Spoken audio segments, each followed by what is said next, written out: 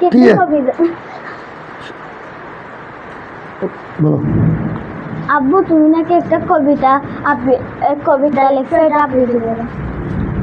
আমি একটা কবিতা লিখছি, এটা শুনো। আমার মেয়ের নাম, এটা তোমার নামে লিখছি, দেখো।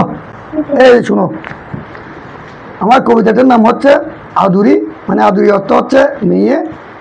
এটা মেয়েদেরকে নিয়ে আমি লিখছি। আর যদি আমার কবিতাটা ভালো লাগে তাহলে লাইক কমেন্ট করবেন আর কি।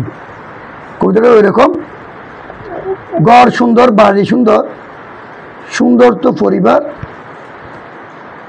যার ঘরে আদুরি হয় ভাগ্য খুলে তার। অর্থাৎ যে ঘরে মেয়ে জন্মায় সেই ঘরে আসলে ভাগ্য পরিবর্তনটা হয়, ওইটা আমি বোঝাতে চাইছিলাম।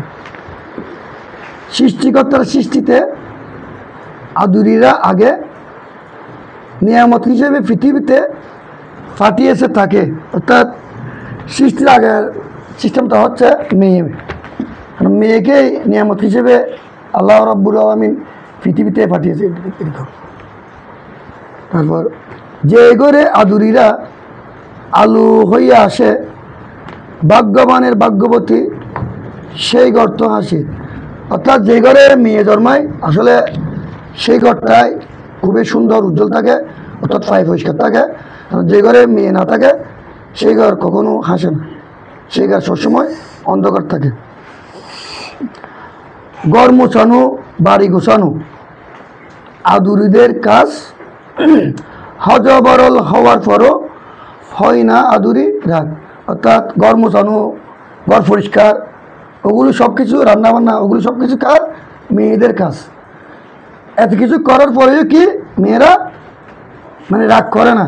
তো আদুরিরা কি করে না? রাগ করে না। আমার মেয়ে রাগ করে না। তো ওই যে আমি এটাই বলছি, রান্নাবান্নায় আদুরিরা সাজাতে হয় ঘর, অপরিষ্কার ময়লা ভরা ধোয়াতে হয় কাপড়। মানে কাপড় চোপড়, আমি আগে তো বলছি কাপড় চোপড়, ঘর পরিষ্কারগুলোই আমাদের মেয়েদের এই কাজ। অল্পতে সন্তুষ্ট আদুরিদের মন, শত কষ্টে পাওয়ার পরও নালিশ দেয় না কখন। মানে আমার একজন মেয়েকে যদি আমি 1000 টাকা একটা খাবার কিনে দিই, উনি আমার মেয়ে কখনো কষ্ট পায় না এবং কাউকে নালিশও করে না। তো আদুরিরা যখন থাকে ঘর বাড়ি সুন্দর, আদুরিদের বিদায়ের পর বুঝি তখন কদর। যখন আমার মেয়েরা আছে আমি তাদের কদর আসলে বুঝি না। তো যখন আমার মেয়েদেরকে আমি ঘর থেকে বাহির করে দেবো, অর্থাৎ বিবাহ দেবো, তখন বুঝতে পারবো যে তাদের কদরটা। যেমন আমার বোন ছিল আমার বাড়িতে, তাদের কদর তখন আমি বুঝি নাই। এখন যখন আমার বোন নেই, এখন আমি বুঝতে পারতেছি যে আমার বোন কী জিনিস।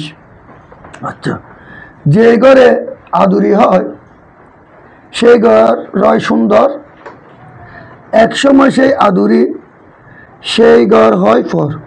অর্থাৎ যে ঘরে মেয়েরা থাকে সেই ঘরটা আসলে সুন্দর, একসময় আমার মেয়েদের ঘরটা হবে আসলে ফর। অর্থাৎ আমার মেয়েরাই এই ঘরে মেহমান হিসেবে আসবে, ওইটা আমি বোঝাতে চাচ্ছি। যাই হোক, যতটুকু লিখেছিলাম আদুরিদের নাম দিয়ে, কবিতাটি প্রতিপাদ্য আদুরি সে মেয়ে। অর্থাৎ আদুরিটি হচ্ছে এই আমার মেয়ে, সেজন্য আমি লিখছি। আসলে কবিতাটি আমি যখন পড়তেছি আসলে আমার আসলে কান্না আসতেছে। যাই হোক, যদি ভালো লাগে তাহলে একটু ফলো দেবেন আর লাইক কমেন্ট করুন। আসসালামু আলাইকুম।